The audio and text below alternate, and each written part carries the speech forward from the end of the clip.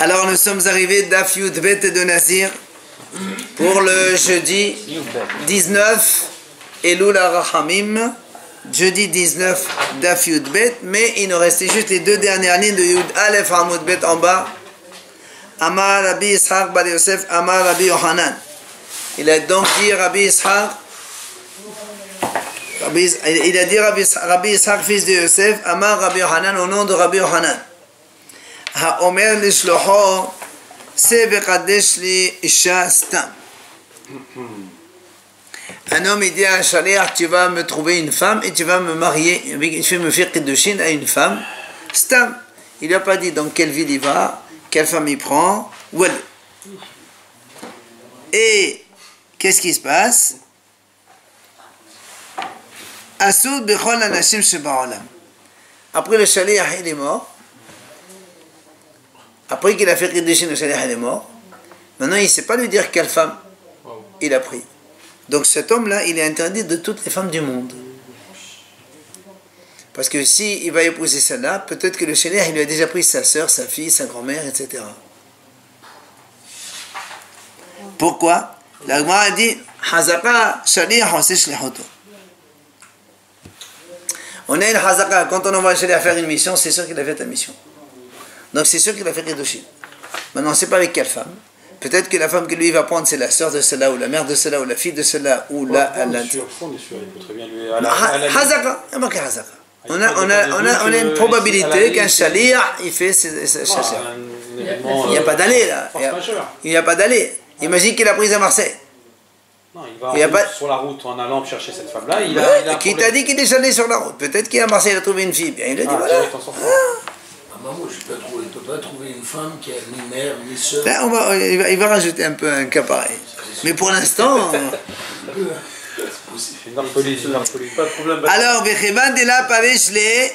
comme donc il lui a expliqué, il n'a pas donné des détails, ce qu'il va prendre, ce qu'il ne va pas prendre. Donc le monsieur, il ne sait pas quelle femme le shaliach a pris. C'est pour ça qu'on a dit, ok, que toutes les femmes sont interdites pour lui. Bien. Et TV Rish Lakish et Rabbi Yohanan. Tout ça, c'est l'enseignement au nom de Rabbi Yohanan. Vient Rish Lakish, il objecte contre Rabbi Yohanan.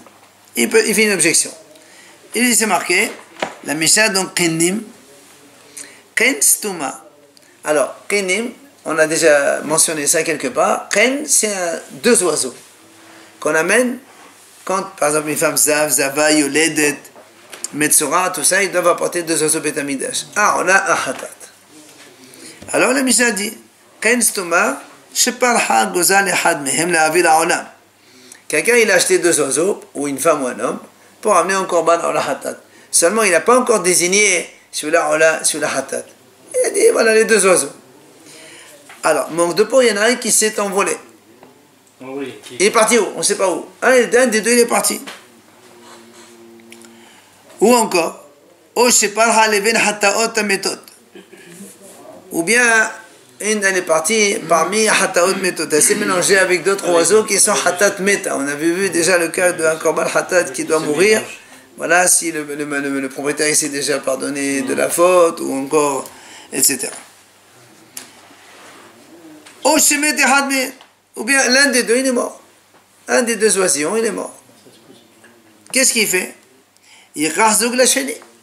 Ben c'est facile, puisqu'on ne sait pas lequel Hatat là, on ne sait pas encore lequel. Un, il est parti. Il prend un deuxième. Zouk, c'est deux. Un des deux, il est parti. Il le prend un autre, ça fait deux. 2 moins 1 égale 1. Maintenant, 1 plus 1 égale 2. Le problème, c'est qu'il revient alors, peut-être, non? C'est ça? Non, ça n'a pas d'importance. Dans la mesure où on ne sait pas lequel, alors là, le Hatat, pour l'instant, on n'a pas encore précisé lequel c'est, ça n'a aucune importance. Que c'est celui-là, ou l'autre qui va être au Hatat, c'est donc indifférent. Maintenant, voilà le problème.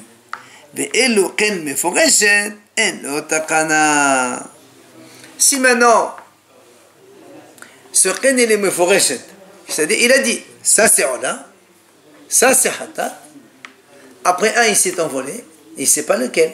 Est-ce que c'est Ola ou est-ce que c'est Hatat? Pas de signe. Ah oui, c'est deux oiseaux, tu vas avoir un signe. Mais il n'a pas mis. Tu crois qu'il n'a rien à faire que de mettre des petits trucs, lui? Oui. Il ne sait pas. Alors ah, monsieur, En takana. Moi, ça te met de prendre des autres. Tu fais un autre, encore Hatat, encore Hacham. Justement, nous on parle de cela. Celui-là, il n'a pas de takana. Celui qui reste, il n'y a pas de takana. Tu ne peux pas apporter un autre. Parce que si tu apportes un autre, c'est lequel? On a un hatat, tu ne sais pas. Tu rapportes deux. Donc, ah non. Deux. Non. Il y a marqué ici, en takana, il n'y a aucune solution. Qu'est-ce qu'il en fait cet oiseau? Hein? Qu'est-ce qu'il en fait s'il n'y a pas de takana? Il fait quoi de lui? Qu'est-ce qu'on fait de cet oiseau? C'est une bonne question. Je ne sais pas comment faire. Il est kadosh un peu, non? C'est évident. Puisqu'il a déjà désigné. Non, on ne sait pas. Hein? La bête, le takana. Alors, dans les commentaires, bah non, c'est trop long, je ne sais pas. On n'avait pas vu ça dans les deux parim du Yom Kippour. Non, c'est pas pareil. C'est pas pareil. C'est pas pareil. Alors il dit ici, je sais pas, peut-être qu'on le laisse mourir, je sais pas. Quoi qu'il en soit, la Mishnah nous dit comme ça. Maintenant, c'est-à-dire maintenant tous les autres oiseaux. Quelqu'un maintenant, il va prendre un autre, donc, deux oisillons pour les amener en corban, il n'y a aucun souci. La même personne, il reprend deux? Non, un autre, n'importe qui, il prend deux oiseaux. Non, bah, ça veut dire les autres juifs du monde. Non, lui, on a dit, il n'a pas de takana. Donc celui qui reste, il est fichu. Bon, on ne sait pas quoi en faire, on verra. Maintenant, il te dit, ben, les autres oiseaux, ben, les gens qui achètent des corbanotes, des couples d'oiseaux, il n'y a aucun problème, il n'y a aucun souci. Alors, c'est là où il dit la question, Rishakesh, il fait à Rabbi Yohanan.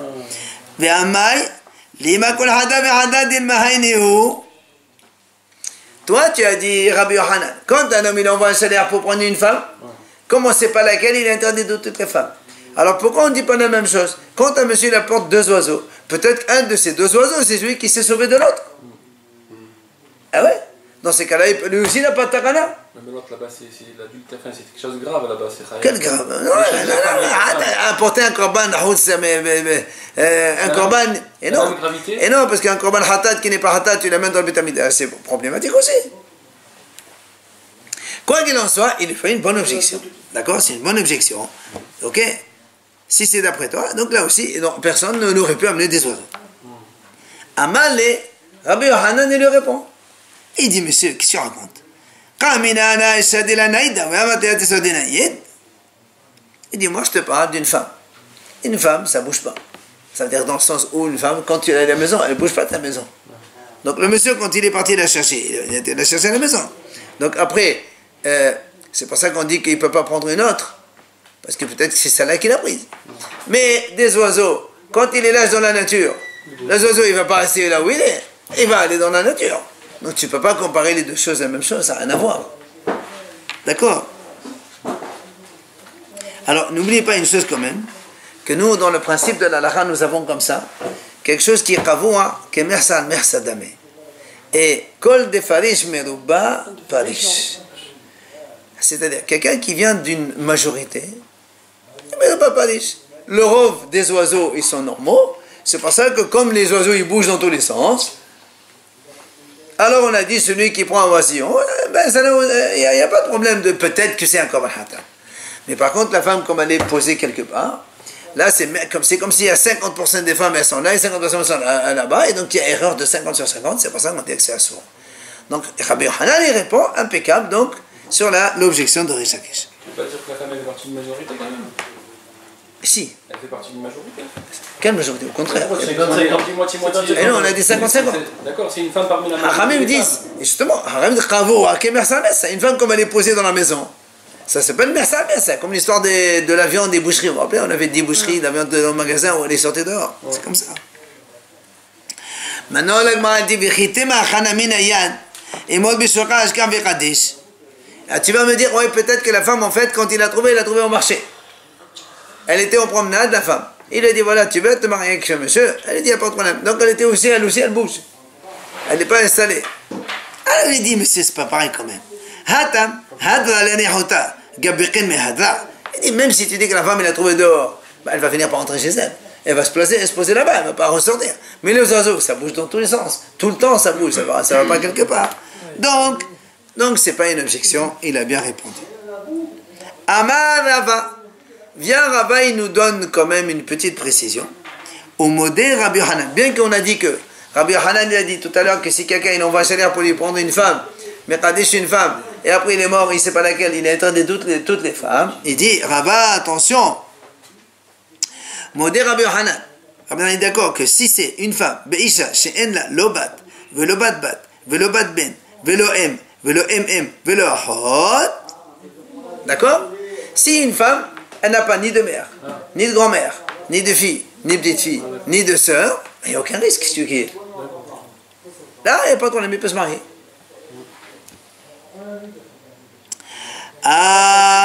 ואף על פי שהייתה לה אחות ונתגרש עליה אחד מכאן. דהאי שריעה. Et même si il dit, cette femme-là, elle avait une fille, une sœur, pardon.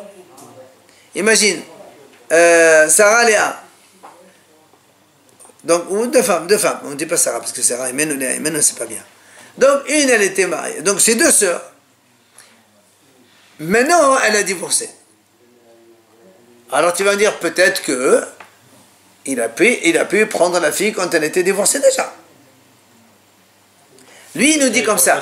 Il nous dit comme ça. Même si cette femme, elle avait une sœur mariée à l'époque, et maintenant elle a divorcé, c'est moutard quand même. Tu vas dire, pourquoi moutard? Peut-être qu'il lui a pris sa sœur puisqu'elle est divorcée. Et donc il ne peut pas épouser celle-là. Il dit non. Pourquoi?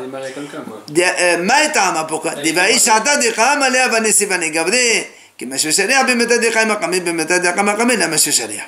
m'a dit parce que quand il a nommé Shalia, elle était encore mariée. Donc il n'est pas allé la chercher. Donc forcément qu'il ne peut pas prendre cette fille.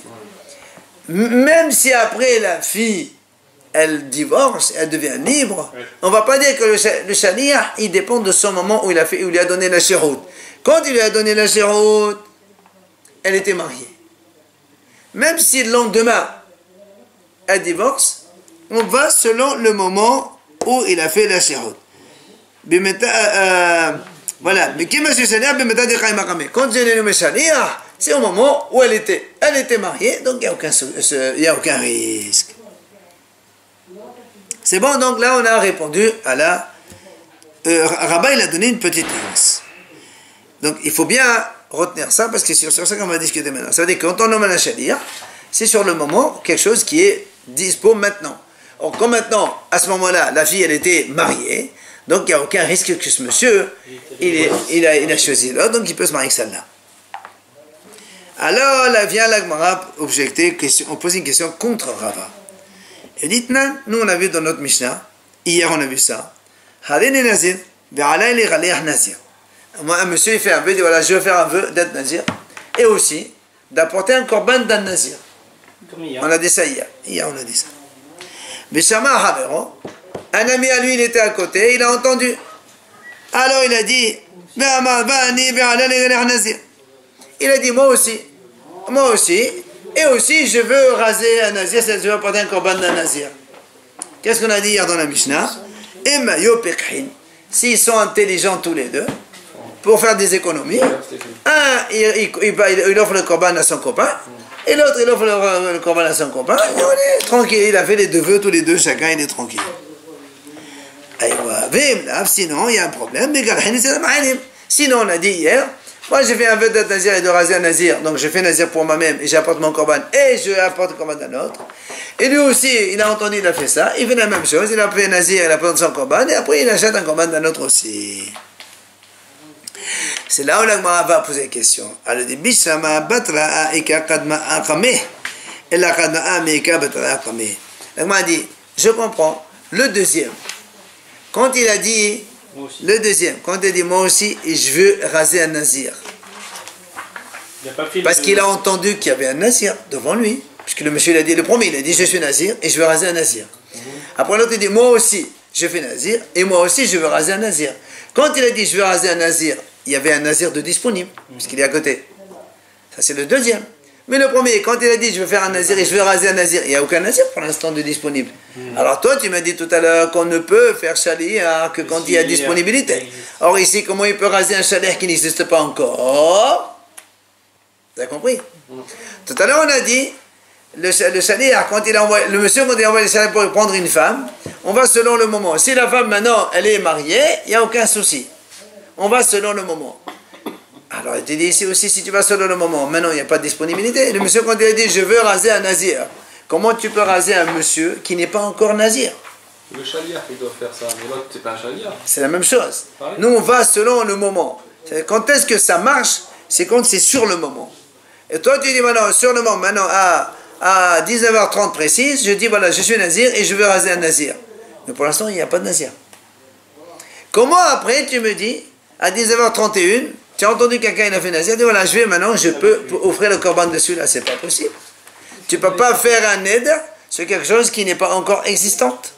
Tout à l'heure, on a dit, lorsqu'il envoie le chaliar, il faut voir la situation actuelle. Pas Au moment où il a envoyé. Ah, le moment. Bien sûr, au moment où il a envoyé, c'est ce qu'on a dit.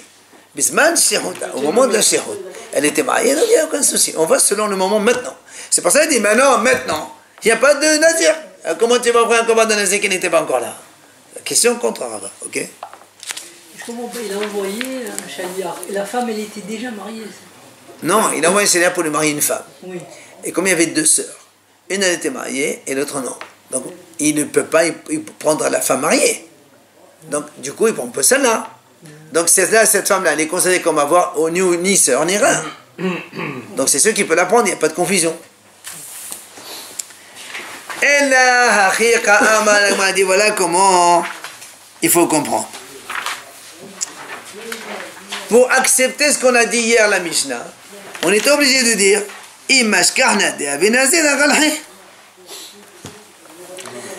en fait, l'autre il dit comme ça, quand il dit voilà, je vais un vœu d'être nazir, et si je trouve un nazir, je lui paie son corban.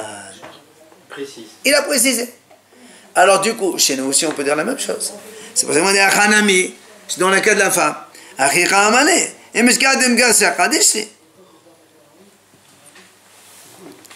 Il est dit, là aussi on peut dire, le mari, il peut dire au chaliar, si tu trouves une fille, même qui a divorcé, tu me la prends derrière. Et donc ça repose le problème. Comment il peut épouser la fille qui a divorcé par la suite? Au départ, dans le cas, il lui a donné aucune précision. Et justement, mais maintenant si tu me dis que la réponse, dans notre cas, si un monsieur dit, si je trouve quelque chose comme ça, ça marcherait. Alors lui aussi, si tu trouves une fille qui a divorcé, tu la prends quand même. Et donc il risque que la fille, il a épousé sa sœur, donc il ne peut pas épouser celle-là. Alors la Gemara répond, Amré, la mashvi eni shaliach, et la bimeda de masé avid hashta. Bimeda de la masé avid le hashta, la mashvi shaliach. La Gemara dit de façon générale, quelqu'un il nomme shaliach que dans ce qu'il peut faire maintenant. C'est-à-dire, ce que lui il peut faire maintenant, il fait un shaliach. Ce que lui il ne peut pas faire maintenant, il ne peut pas faire un shaliach. Donc, ça veut dire dans le cas de la femme, si moi je peux épouser cette femme-là, donc je te nomme shaliach, mais si je ne peux pas épouser l'autre femme qui est en ce moment comme ça mariée, mais pas divorcée, donc, oui, il dit, la Gemara dit, on est obligé de dire, enfin la réponse c'est quoi? C'est que un homme ne peut faire shaliach que dans la chose que lui peut faire. Moi je peux marier avec cette femme-là, donc je te nomme shaliach pour me la marier. Mais je ne peux pas te faire shaliach pour prendre une femme qui maintenant elle est mariée. Tu n'es pas sûr qu'il soit... Et même si elle est divorcée, c'est la sœur de l'autre. Donc tu peux pas prendre quelque chose que moi-même je ne peux pas faire. On ne peut pas faire shlihout à quelqu'un si moi je ne peux pas faire la chose. C'est ça. Il doit être apte à ce... Apte, mais pour moi. Alors c'est pour ça que moi je dis, non, on est obligé de dire que quoi? Qu'un homme ne peut faire un shaliach que si seulement lui-même il peut faire la chose. Alors le shaliach il peut lui faire la chose. Mais si lui-même il ne peut pas faire la chose, le shaliach il ne peut pas lui faire la chose. D'accord? C'est pour ça que la Gemara n'est pas d'accord avec ça. Mais là, on dit, c'est une grande question maintenant. Pourquoi? Tashma, nous on avait pourtant donné Darim à Omer l'apotropos shelo. Un homme il dit à un tuteur, un responsable, Kol nidarim shetidor eshti, mekan atcha, vous même accompagné, hafer là. Il va partir en voyage au loin. Il dit à un tuteur, écoute, toi tu me remplaces. Si ma femme elle fait un vœu, tous les vœux qu'elle fait, ben, tu vas annuler pour moi. Shaliach pour annuler les vœux de ma femme. D'accord? Jusqu'à ce que je revienne. Alors, nous on dit comme ça. Et il lui a annulé. Et là, on a posé là-bas, est-ce que c'est valable ou pas? Un homme il dit à sa femme, ah monsieur, si ma femme a fait des vœux, tu es mon shaliach, tu les annules. C'est valable ou c'est pas valable? On a répondu, Talmud Omar, non.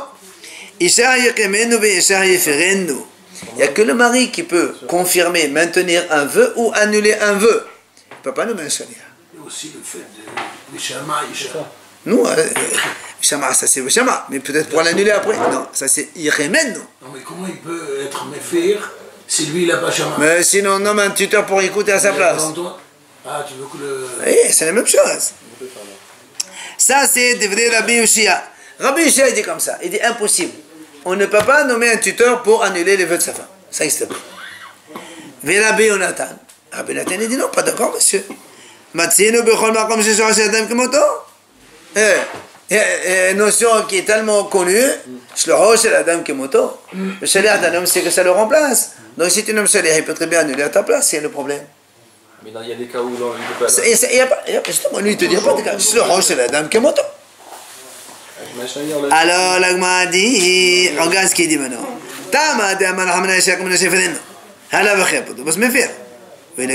Alors, regarde ce qu'il dit, l'agma. Qu'est-ce qu'on vient de dire maintenant? Parce que le pasuk, on prend le vie de Rabbi Yoshia. Comme il y a marqué le pasuk, le mari, il va établir et le mari va annuler. Personne d'autre. S'il n'y avait pas marqué ce pasuk, on aurait pu, le tuteur, il aurait pu annuler les vœux de sa femme quand le monsieur va en voyage. Alors l'agma a dit, pourtant, quand c'est le mari lui-même, Tania, on a vu dans l'agma de Nedarim il n'y a pas longtemps, un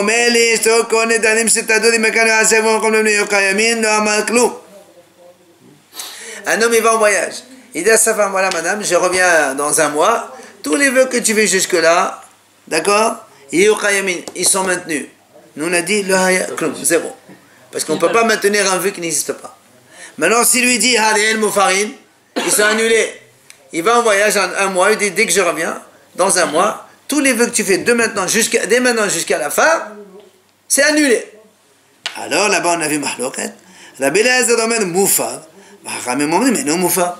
Rabbi Eliezer dit c'est bon, il n'y a pas de problème. Chachamim disent non, pas du tout, monsieur, c'est pas Moufa. Donc comment, on revient maintenant sur le Chachamim, comment le monsieur, il peut nommer un tuteur qui peut annuler les vœux de sa femme alors que lui-même il ne peut pas le faire? Nous on a dit tout à l'heure, un homme ne peut nommer un shaliach que pour les choses que lui peut faire. S'il peut faire, il peut nommer un shaliach, sinon il ne peut pas nommer ça. Or ici on voit que lui, il ne peut pas annuler par anticipation les vœux de sa femme, et par contre il peut nommer un shaliach. Donc problématique. D'accord?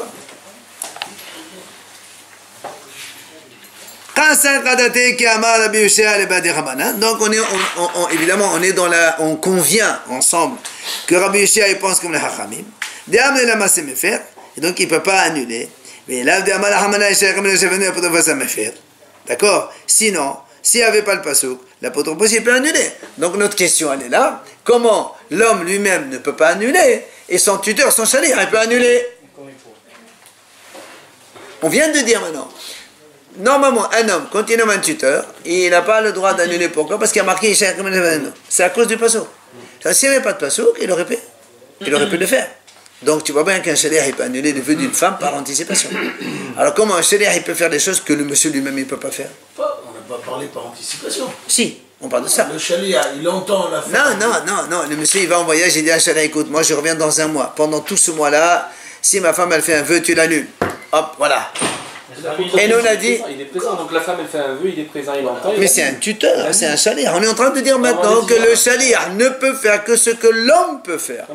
Et là on voit le contraire. L'homme ne peut pas et le shaliach il peut. C'est pas je m'en fous de ça.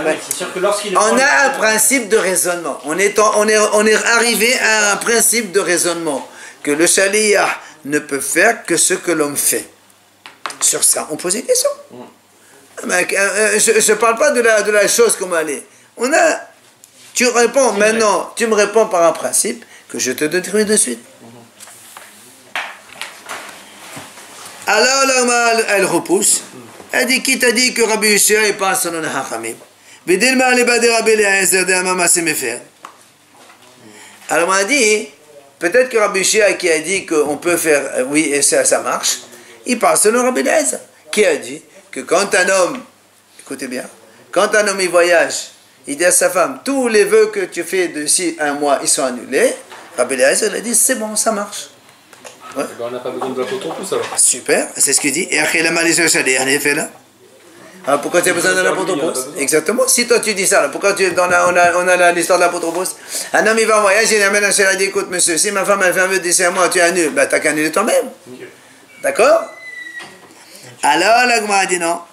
Non, le problème c'est pas dans le FR, c'est dans le. Non, le problème c'est dans les fers. Ah, dans le FR. Bien sûr dans les fers. Et après la malédiction shaliach, les faits là, et oh, fais-toi annuler toi-même, qu'est-ce que tu casses la tête? Il dit non, la Gemara a une réponse. Il m'a dit non, lui il est en voyage.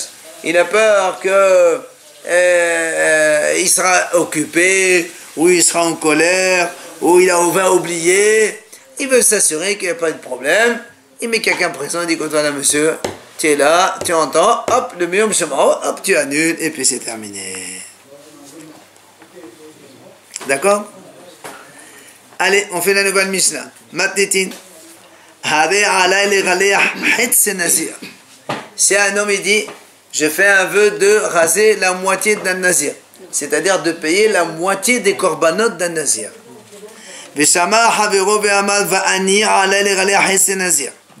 Son ami à côté il entend, il dit moi aussi je veux payer la moitié des korban d'un nazir.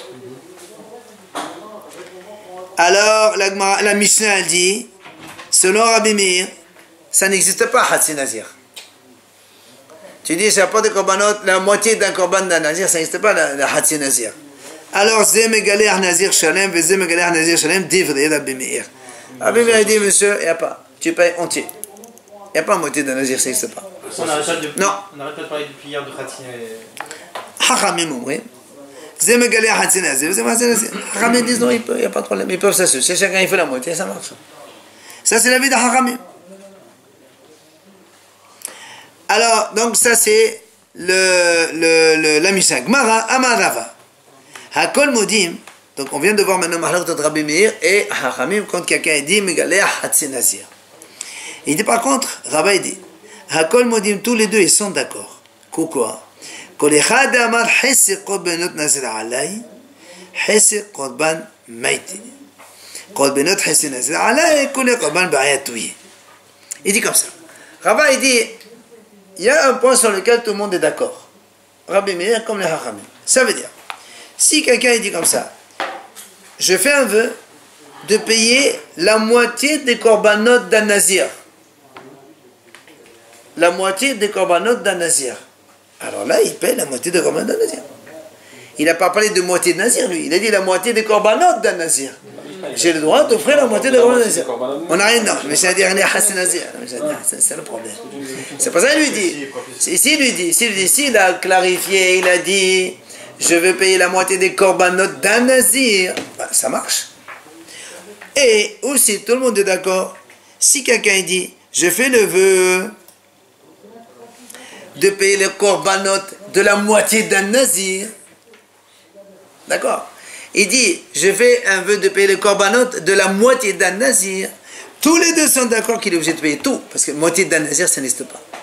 Même les Hachamim sont d'accord. Alors, la Gemara dit, parce que ça n'existe pas la moitié d'un nazir. Quand tu dis, je paye les korbanot de la moitié d'un nazir, la moitié d'un nazir, ça n'existe pas. Donc, ça ne peut être qu'un nazir entier. Donc, tu es obligé de payer les korbanot d'un nazir entier, comme tu as dit. Alors, c'est quoi la mahalot maintenant dans la Mishnah? En fait, c'est tout simplement le langage, comment ça a été exprimé dans la Mishnah. Quand il a dit Rabbi Meir, ça va.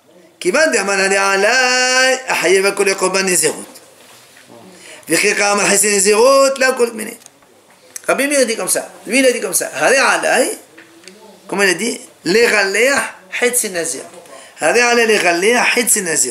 dit Rabbi Meir, quand quelqu'un dit je prends sur moi les korbanot, c'est-à-dire tu as déjà fait ton vœu de payer tous les korbanot. Quand après tu rajoutes Hetz Nazir, ça ne veut rien dire ça. Selon Rabbi Meir. Là, tu ne peux pas changer, tu as dit korbanot, c'est korbanot, c'est entier. Vela banan savre. Hachamim disent non monsieur, il peut faire la moitié, pourquoi? Neder ofetahimuhu. Rabbanan il te dit ça c'est un vœu et avec tout de suite après le pétah, c'est-à-dire donc l'issue pour enlever ça. Il dit je fais les corbanotes, après il dit la moitié, ça veut dire en fait il ne va rien donner. Et donc il est pas tour de tout. Ça n'existe pas. C'est pour ça que les Ramim ils disent moitié-moitié ça marche. D'accord? Alors que Rabbi Meir dit, quand il dit la moitié, le korbanot, c'est déjà le vœu entier. Après, quand il rajoute Hetz Nazir, ça ne veut rien dire ce que tu racontes après. Mais les Hachamim disent non. Quelqu'un il dit au début il a dit Neder. Maintenant il dit non, maintenant je fais une petite parenthèse. Je ne veux que la moitié, je ne veux pas tout. Alors tu as raison, tu payes la moitié. Comme il a dit Rabbi Hachamim dans la Mishnah. À moitié, tous les deux ils payent à la moitié. Voilà, il y en a vu qui paye, là il paye pour l'autre. Je n'ai pas compris qui annule. Quand vous avez dit, il annule la moitié. Non, quand il dit je veux payer la moitié d'un nazir, Hachamim disent il a le droit. Même s'il a dit quand je fais un vœu de payer les korbanot, soi-disant c'est tout. Mais après il dit non, je veux que la moitié. Lui-même il se met des réserves sur son vœu, il a le droit. Ce qu'on appelle neder ou petahimo. Il fait le vœu, et en même temps il fait la réserve sur le vœu, il a le droit. Donc du coup il ne paye que la moitié, selon les Hachamim. Alors que Rabbi Meir il dit non, il faut tout payer. Mais il parle de Nazir en dehors de lui-même. Bien sûr, c'est pas lui, il n'est pas nazir. Il dit je paye les commandes de nazir. Ok?